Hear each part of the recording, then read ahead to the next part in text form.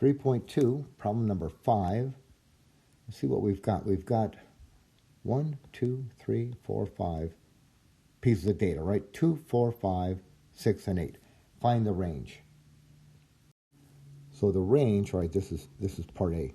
The range is going to be the high minus the low. All right, so the range looks like it's in order here. So we're going to get 8 minus 2, which is 6. Part B asks us to use the defining formula to compute the standard deviation. This is the defining formula, not the computing formula. It's the defining formula. And we're actually supposed to do it by hand, apparently, as opposed to our calculator. All right, so let's see what we need. Look at the formula. See what you need. You need the x's. All right, we've got the x's, 2, 4, 5, 6, and 8. We need the x bar. All right, so we're going to have to get the mean, so we'll have to compute the mean of these numbers. We need n.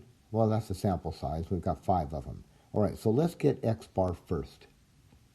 So x bar, we know, is the sum of all the x's divided by n. So we are going to have, let's add those up. So we'll get 2 plus 4 plus 5 plus 6 plus 8 all over, and we've got 5 numbers here.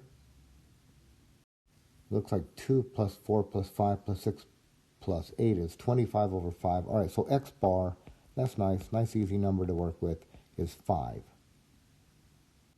Now we need all these differences, and we'll square them. So you know what I think I'm going to do? I'm going to write a table here. I'm going to write a little x minus x bar.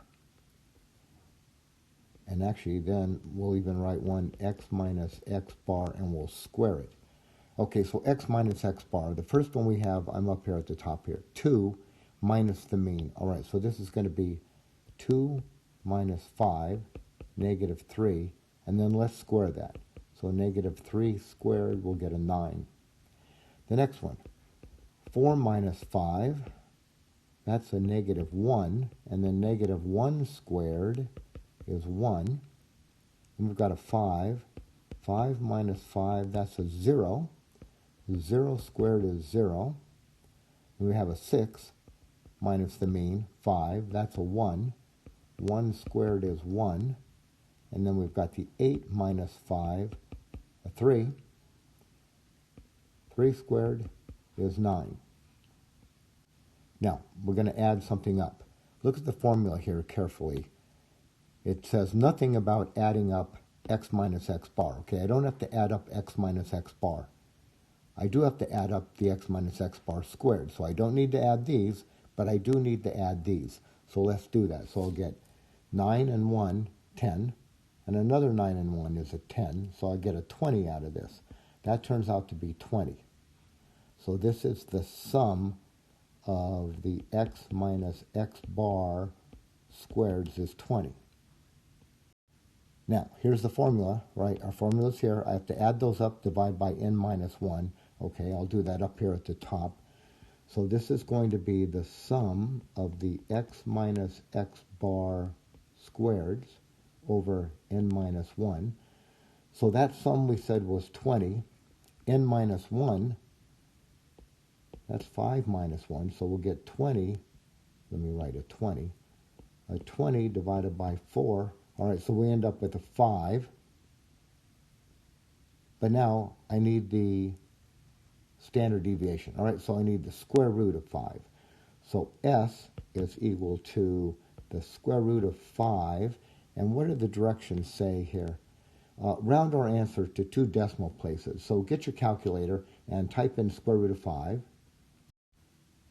So I get 2.236 ... Okay, if I round to 2 decimal places, let's see, 1, 2, that's a 6. So I'm going to raise that up to a 4. So I'm going to claim now, I'll do it up at the top here, S, the sample standard deviation, is 2.24.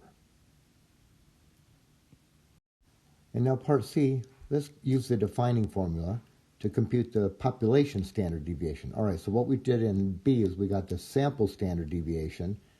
We divided by n minus 1. Now we're going to get the population standard deviation, so we're just going to divide by n. All right, so I'll do that down here. This is part C. All right, so sigma, population standard deviation, is the square root of the sum, x minus mu actually now, divided by capital N.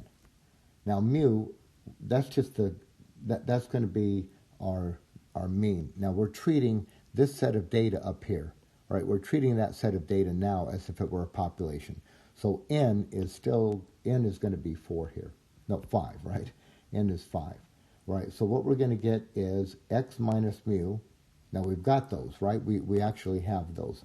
We've got all of these right up here. We were using x bar when we thought it was a sample, but now it's going to be a population, so we still have the same values. So sigma is going to be the square root of, all right, that sum turned out to be 20.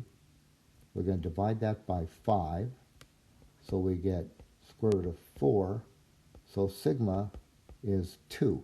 It says rounded 2 decimal places, but we got no decimals here, so we're just going to say sigma is 2.